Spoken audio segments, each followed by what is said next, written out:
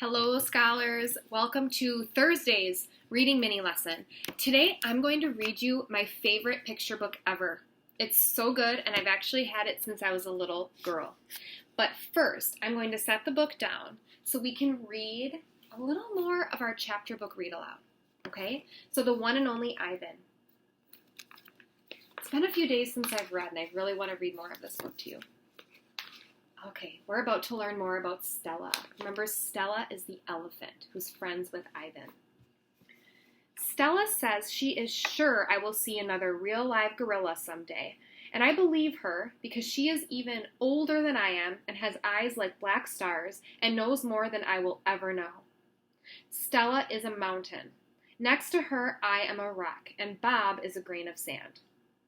Every night when the stores close and the moon washes the world with milky light, Stella and I talk. We don't have much in common, but we have enough. We are huge and alone, and we both love yogurt raisins. Sometimes Stella tells stories of her childhood, of leafy canopies hidden by mist and the busy songs of flowing water. Unlike me, she recalls every detail of her past. Stella loves the moon with its untroubled smile. I love the feel of the sun on my belly. She says, "It is quite a belly, my friend." And I say, "Thank you, and so is yours." We talk, but not much. Elephants, like gorillas, do not waste words. Stella used to perform in a large and famous circus, and she still does some of those tricks for our show. During one stunt, Stella stands on her hind legs, those are her back legs, while Snickers jumps on her head. It's hard to stand on your hind legs when you weigh more than 40 men. If you are a circus elephant and you stand on your hind legs while a dog jumps on your head, you get a treat. If you do not, the claw stick comes swinging. Elephant hide is thick as bark on an ancient tree, but a claw stick can pierce it like a leaf. So elephant hide is another word for skin. So what they're saying here is that elephant skin is really, really thick. But somebody hurts the elephant if they don't do their job. So if the elephant doesn't stand on its back legs, then it gets hit with a claw stick. And it said the claw stick can pierce it like a leaf. And if you think about a leaf is very delicate. If you pick up a leaf on the ground, do you think you could poke a hole in it with a pencil? Probably. So it's saying that this claw stick can really hurt the elephant. Once, Stella saw a trainer hit a bull elephant with a claw stick. A bull is like a silverback, noble, contained, calm, like a cobra is calm. When the claw stick caught in the bull's flesh, he tossed the trainer into the air with his tusk. The man flew, Stella said, like an ugly bird. She never saw the bull again. What do you think happened to the bull after it hurt the trainer? Why do you think she never saw it again? I don't know. It doesn't tell us in the book, but what we do is we make an inference. Like, what do you think? What do you think? Maybe it was sent back to live outside? Do you think maybe, what do you think? I don't know. Sometimes we have to think about what we know about certain situations and make inferences. Yeah. An inference is like a guess. It's a guess based on what you know. All right. So now, I'm going to pause right there. And I was actually thinking that I might start to read this book sometimes for part of morning meeting so that we can talk about it while I'm reading it, because that's always really fun. But I'm actually going to read one of my favorite books to you now. It's called Mr. Bell's Fix-It Shop. And this book is very, very old. So I'm going to read this book to you. And then there will be a couple questions on Seesaw about it. And then for independent reading, you're going to do the beginning, middle, end strategy to retell a story. And I'll show you how to do that with this. Mr. Bell's Fix-It Shop. You guys have to take a look at this, at how old it is. It says it's from 1981. 1981. And I had this book when I was a little kid, before I knew you shouldn't color on books. I had this when I was really little. You see the crayon? Mr. Bell could fix almost anything. Broken locks, broken clocks, broken pans, broken fans, broken plates, broken skates. He could fix them all. There's a lot of good rhymes there. Locks and clocks rhyme. Pans, fans, plates, skates.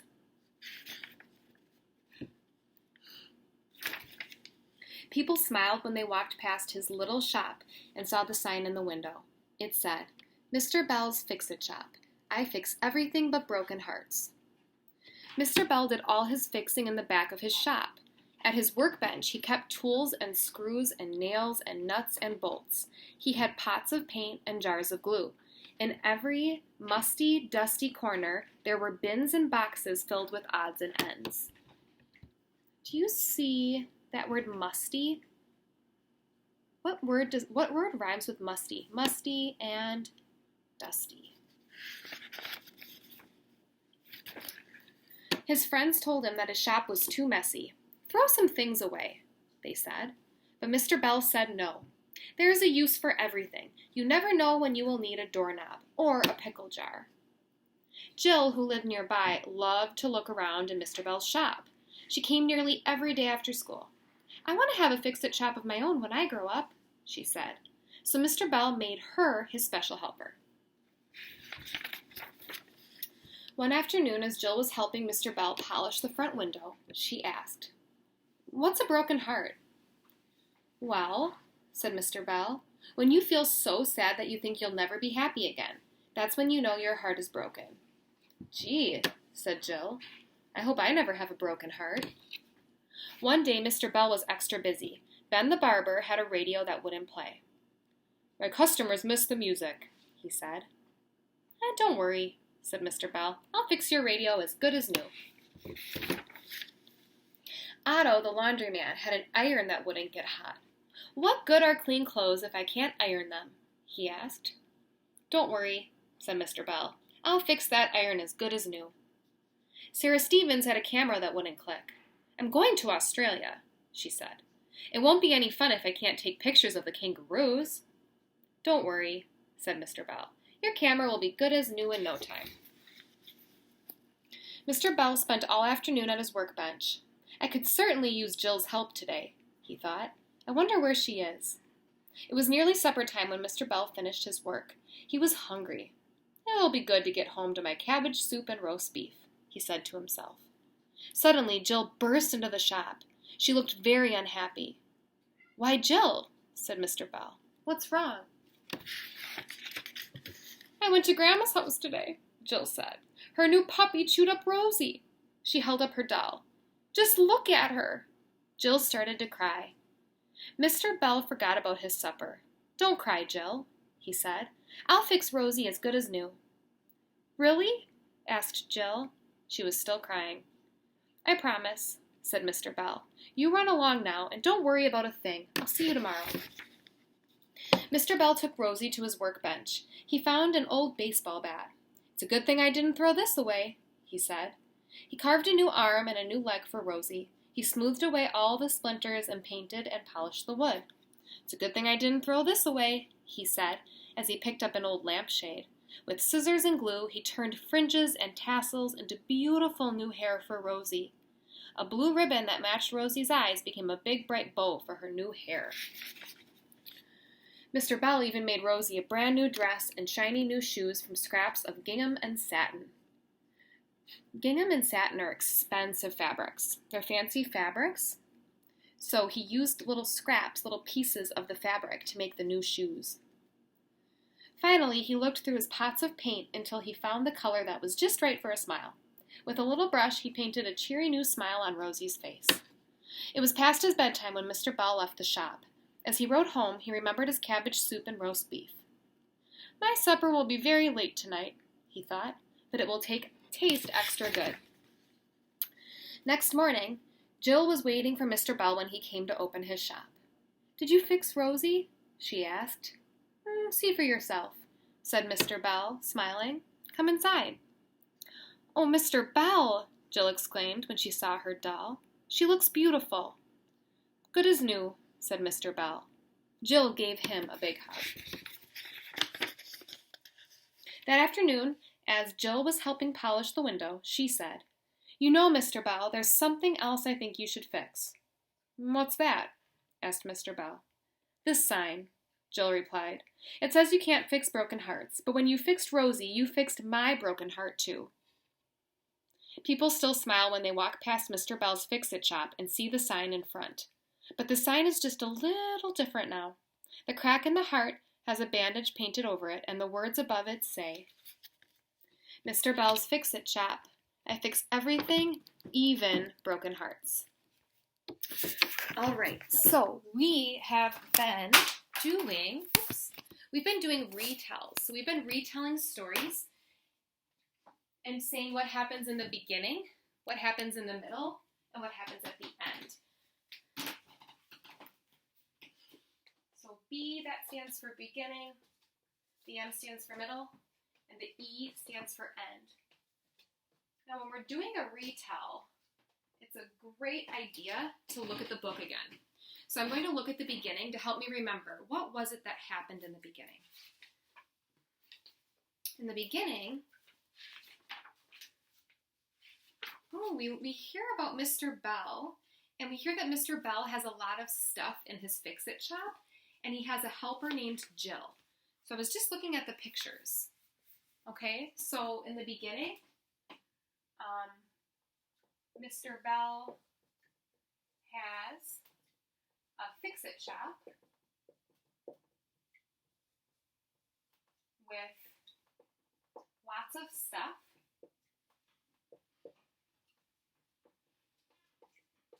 Jill helps him. Is there anything else? Well, you know, in the beginning, that's pretty much it. Let's get to the middle. So in the middle, Mr. Bell is helping a lot of different people fix things. So in the middle, Mr. Bell helps people fix broken things. And then what happens? Who comes in with something really special to her? Jill, right? Jill brings her broken doll in. Jill brings her broken doll inside. And she's very upset about it because the doll's really special to her. I'm going to put she's upset. Or she cries. Have you ever been upset before? Have you ever had a toy ruined? I know my sister and I used to sometimes mess around with each other's stuff, and I would get really upset if something was broken. Has that ever happened to you? Maybe at school? Okay. And then toward the end, Mr. Bell fixes the doll. And what does Jill do? She fixes the what? The sign. So at the end, Mr. Bell fixes her doll. Jill fixes the sign. And I'm going to just say it's because Mr. Bell fixed her broken heart. The sign because Mr. Bell fixed her broken heart. I'm going to say and doll. Okay. Now, when we're doing retells, second graders, they don't all have to look the same, right? So I could read the same book as Retell, and the same book as Harmony, and the same book as Alvin and Geo, and we might all do a retell, and it might look a little bit different, and that's okay, because there's not just one way to retell a story, but it's important that you pick the most important things that happen in the beginning, the middle, and the end. And that's just a way to retell the story. And when you look at it, if you reread it, it should make sense.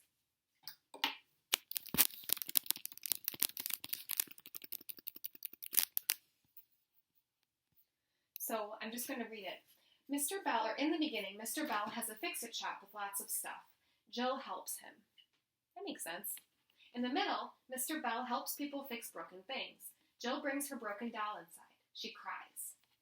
At the end, Mr. Bell fixes her doll. Jill fixes the sign because Mr. Bell fixed her broken heart and doll.